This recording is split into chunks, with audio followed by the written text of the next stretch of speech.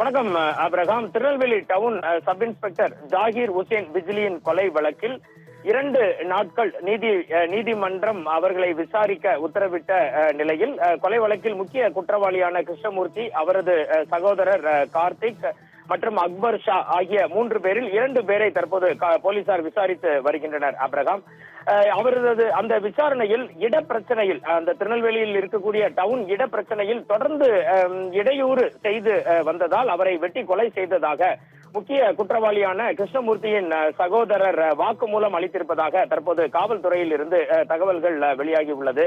Tirunelveli down Thottipalam தெருவை சேர்ந்த ஜாகீர் உசேன் பிஜ்லி ஓய்வு பெற்ற சப் இன்ஸ்பெக்டரான இவர் தெற்கு மவுண்ட் ரோட்டில் உள்ள ஒரு பள்ளி வாசலில் முத்தவல்லியாக வேலை பார்த்து வந்தார். நேற்று முன்தினம் அதிகாலை தொழுகை முடித்துவிட்டு வரும்போது 3 பேர் கொண்ட கும்பல் அவரை சரமாரியாக வெட்டி கொலை செய்தது. விசாரணையில் தொட்டிப்பாலம் தெரு பகுதியில் உள்ள ஒரு இடம் தொடர்பாக ஏற்பட்ட பிரச்சனையில் அதே பகுதியில் வசித்து வரும் கிருஷ்ணமூர்த்தி என்ற தௌஃபிக், அவரது சகோதரர் கார்த்திக் மற்றும் கிருஷ்ணமூர்த்தி மனைவி நூருநிஷாவின் சகோதரர் அக்பர் ஷா ஆகியோர் சேர்ந்து வெட்டி கொலை செய்தது தெரிய வந்தது.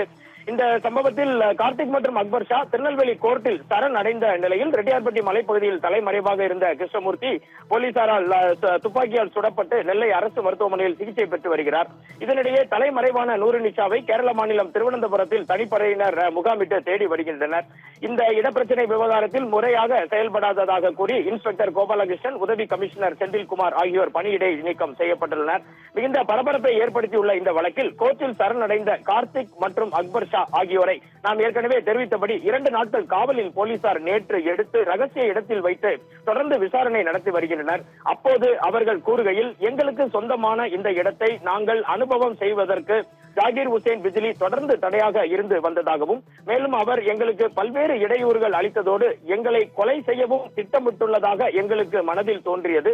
இதனால் அதற்கு முன்பாகவே அவரை கொலை செய்ய முடிவு செய்து நாங்கள் 3 பேரும் சேர்ந்து ஜாகீர் உசேன் பிஜ்லியை வெட்டி கொலை செய்ததாக வாக்குமூலம் அளித்திருக்கின்றனர். இந்த வாக்குமூலத்தை போலீசார் வாக்குமூலமாக பதிவு செய்து கொண்டனர். இந்த வழக்கில் நூருநிஷாவை பிடிக்க போலீசார் தீவிரம் காட்டி வருகின்றனர். அப்ரஹாம், அதே நேரம் அவர் நெல்லை அல்லது அண்டை மாவட்டங்களில் ஒருவேளை தனக்கு தெரிந்தவர்கள் வீட்டில் தங்கியிருக்கலாம் என்ற கோணத்திலும் மற்றொரு தனிப்படையினர் தீவிரமாக தேடி வருகின்றனர். இந்த வழக்கில் தற்போது திருநெல்வேலியில் இருக்கும் கள நிலவரம் இதுதான். அப்ரஹாம்.